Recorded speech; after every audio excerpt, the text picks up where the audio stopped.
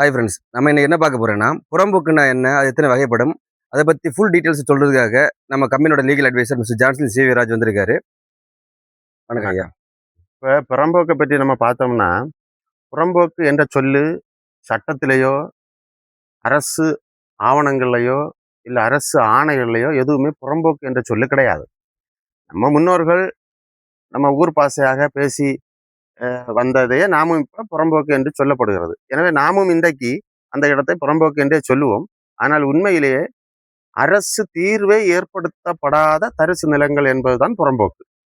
அதாவது அரசு தீர்வை போடாம எங்கெல்லாம் நிலங்கள் இருக்கோ அவையெல்லாம் அரசு உடைமைப்பட்டது, அது பொதுமக்கள் பயனுக்கானது என்று பொதுவான ஒரு இடம் தான் அது புறம்போக்கு என்று காலப்போக்கில் வார்த்தையானது. இதை பார்த்தீங்கன்னா இந்த புறம்போக்கு ஒரு 16 வகைப்படுத்தப்படுகிறது. நான் குறிப்பிட்டது போல 16 வகையானதை நான் உங்களுக்கு சொல்றேன்.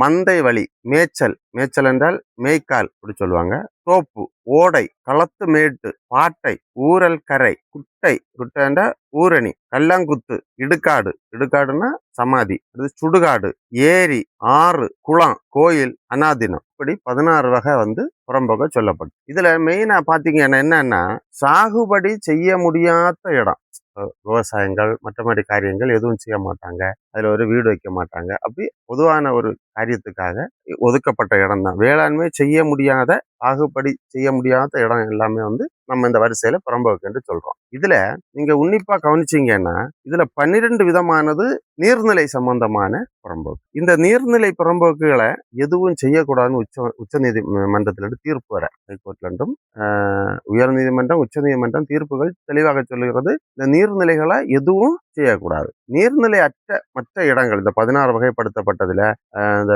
சுடுகாடு, இடுகாடு, இந்த மாதிரிப்பட்ட இடங்களை அரசாங்கம் சில விஷயங்களுக்காக பயன்படுத்தும். ஆனா நீர்நிலைகளுக்காக மட்டுமே பயன்படுத்த வேண்டும் என்று குறிப்பிடப்படும். இதுல அரசு ஆணை இருக்கு, அரசு ஆணை 97, அரசு ஆணை 540, இவங்க எல்லாம் ஆக்கிரமிப்புல எடுக்கிறதுக்கான ஆணைகள் அரசு செய்தும் இதுவரைக்கும் அது முழுமையாக நடைபெற்ற என்றால் இல்லை. சரி சார், நீங்க சொல்றீங்க இப்படி புறம்போக்கு 16 வகைப்படும் அப்படி சொல்றீங்க. இதை பொதுமக்கள் கண்டறிந்து தெரிந்து கொள்வது எப்படி சார் அது? அதாவது நான் குறிப்பிட்டது போல சமூக பயன்பாட்டிற்காக ஒதுக்கப்பட்ட அரசு நிலங்கள் தான் நம்ம புறம்போக்குன்னு சொல்றோம்.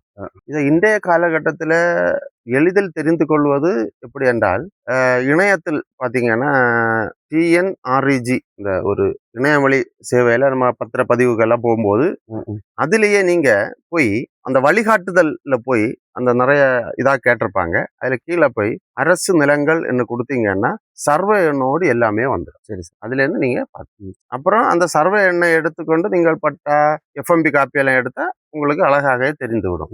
மற்றபடி கண்ணால் பார்த்து தெரிந்து கொள்வது நாம் என்ன பார்க்கின்ற இடத்துங்களை போன்று இப்படி பார்த்து நாம தெரிந்து கொள்ள வேண்டும். இது குளத்தை சார்ந்த புறம்போக்கு, இது வாய்க்கால் புறம்போக்கு, இப்படி நாம் தெரிந்து கொள்ள வேண்டும். மற்றபடி அரசு ஆவணங்களை நான் சொன்ன இணையவழி போய் பார்த்து தெரிந்து கொள்ளலாம். பொதுமக்களுக்கு தேவையான தகவலை எளிய முறையில கொடுத்ததுக்கு ரொம்ப நன்றி சார். நன்றி. ஃப்ரெண்ட்ஸ், இந்த தகவல் கண்டிப்பா உங்களுக்கு பயனுள்ளதா இருக்கும். இன்னொரு வீடியோல இன்னொரு தகவலோட கண்டிப்பா சந்திப்போம். பாய்.